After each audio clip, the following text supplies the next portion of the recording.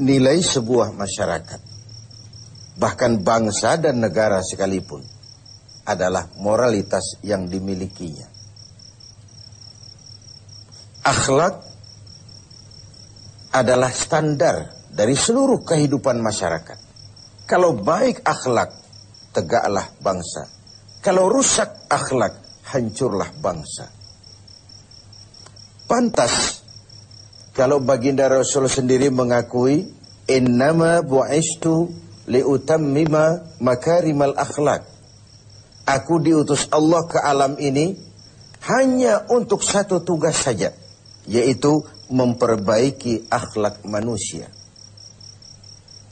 Akhlak manusia kepada siapa? Inilah akhlak itu. Totalitas kehidupan manusia cermin dari akhlak. Akhlak manusia kepada Allah, kepada Sang Pencipta. Manusia harus berakhlak kepada Tuhan. Yang kedua, akhlak manusia kepada sesama manusia. Dan yang ketiga, akhlak manusia kepada makhluk Tuhan lainnya di luar manusia. Flora, fauna, dan sebagainya. Satu tugas tapi mencakup 3 dimensi paling pokok dari kehidupan manusia. Atau 3 dimensi pokok kehidupan manusia tercakup dalam satu tugas. Dan tidak bisa ini berjalan secara tidak seimbang. Berakhlak kepada Tuhan tapi tidak berakhlak kepada sesama manusia. Berakhlak kepada sesama manusia tapi tidak berakhlak kepada flora, fauna, kepada ekosistem, kepada lingkungan hidup. Pengabaian terhadap sesuatu akan menimbulkan akibat bagi yang lain. Apa yang kita alami sekarang ini? Terjadi perubahan alam karena ulah manusia sendiri. Akibat kita tidak menjaga akhlak kepada lingkungan di mana kita hidup. Sebuah contoh sederhana, Rasul mengajarkan, man jama'a malan bighairi haqqin sallatahu Allahu bil ma'i wattin. Barang siapa yang mengumpulkan harta dengan cara yang tidak benar, Allah akan membalasnya dengan air dan tanah. Apa artinya ini? Banjir dan longsor. Akibat apa? Akibat ulah manusia. Zaharul fasadu fil barri wal bahri. Bertebaran kerusakan di darat dan di laut. Bima kasabat aydin nas. Akibat ulah. Akibat tingkah laku. Akibat perbuatan manusia itu sendiri. Pertama, kita harus berakhlak kepada Allah. Berakhlak kepada Allah caranya 2. Jangan menyekutukannya dengan sesuatu. Yang kedua, jangan menyembah kecuali hanya dan untuk Dia. Yang kedua, akhlak kepada sesama manusia. Bahkan baginda Rasul menjadikan akhlak ini sebagai kapital, sebagai modal utama dalam perjuangannya membangun masyarakat manusia, dalam perjuangannya melaksanakan tugas-tugas dakwah. Dengan akhlak, dengan pendekatan yang human interest, berdasarkan kepentingan kemanusiaan itu sendiri. Mau sukses di masyarakat, utamakan nilai-nilai akhlak. Lalu yang ketiga, akhlak kepada makhluk Allah lainnya di luar manusia.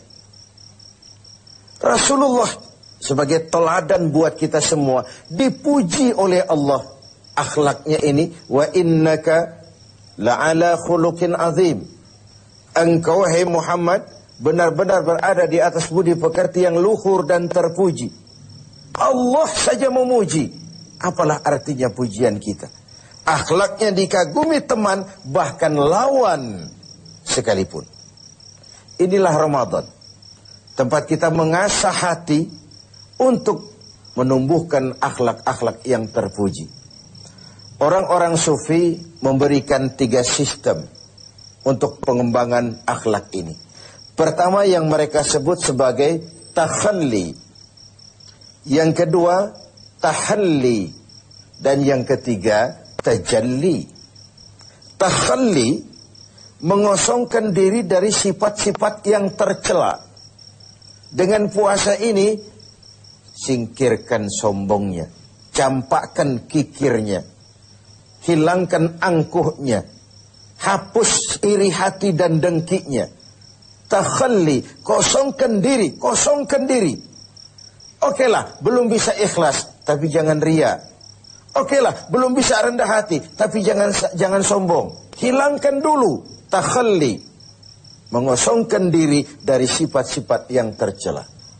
Kalau diri ini sudah kosong, si sombong hilang, si hasud hilang, si kikir hilang, si ria hilang, si hasud, iri hati dan dengki hilang.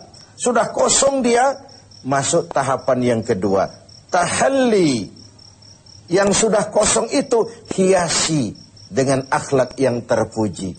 Ketika sombongnya hilang, dicampakkan, masuklah si rendah hati, mengisi posisi si sombong. Ketika kikirnya dibuang, masuklah si pemurah, si dermawan, mengisi posisi si kikir itu tadi.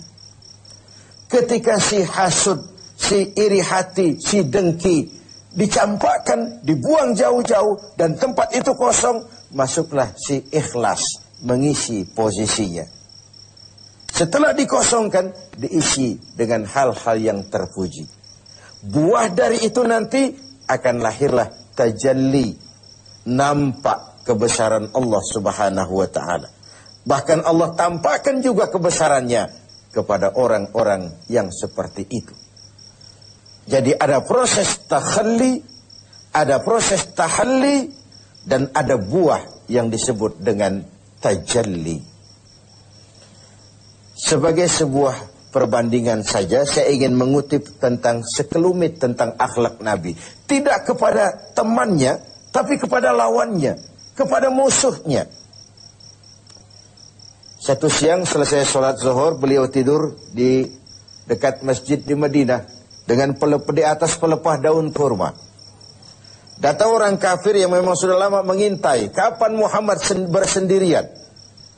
Dihampirinya Muhammad, dicabutnya pedangnya. Muhammad, kau kemarin bertingkah karena banyak temanmu, sekarang kau sendiri. Kalau saya tebas batang lehermu, siapa yang akan menolong kau? Dengan tenang dan tegar Nabi menjawab, Allah yang akan menolong saya. Mendengar kalimat Allah, si kafir yang bernama Daksur itu gemetar, keringat dingin bercucuran sebesar-besar biji jagung. Tangannya basah, licin, pedang jatuh ke tanah. Pedang yang jatuh itu diambil oleh baginda Rasul, dibalikkan ke leher Daksur. Daksur, kalau sekarang aku yang tebas batang lehermu, siapa yang akan menolongmu? Tidak ada ya Rasul, kecuali kalau kau mau memaafkan saya. Baginda Rasul senyum, ambillah pedangmu, pulang kau, jangan ulangi-ulangi perbuatanmu. Begitu mudah beliau memaafkan orang yang nyata-nyata ingin menghabisi jiwanya. Inilah akhlak itu. Saya ingin berkata sebenarnya, kalau kita baik kepada orang yang memang baik dengan kita, itu normal. Kalau kita baik kepada orang yang memang baik dengan kita, itu harusnya. Itu belum nilai tambah namanya. Nilai tambah adalah apa yang diajarkan Nabi. Silman koto'at, wa'ati man haramat, wa'fu amman solamak. Bersilaturahmilah kau kepada orang yang marah denganmu. Berikan orang yang pelit kepadamu, dan maafkan orang yang berlaku zalim terhadap dirimu. Memaafkan lebih berat daripada meminta maaf.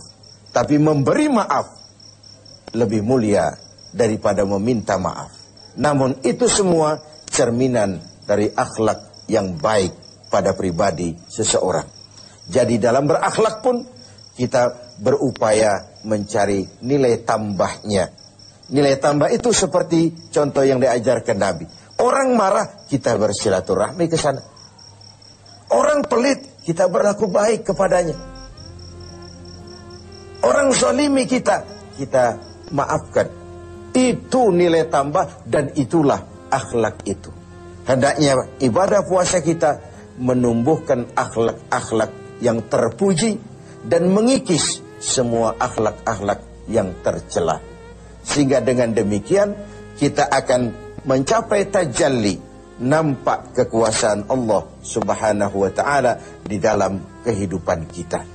Sungguh suatu bangsa akan tegak dan jaya selama masih punya nilai akhlak. Kalau hancur akhlak, runtuhlah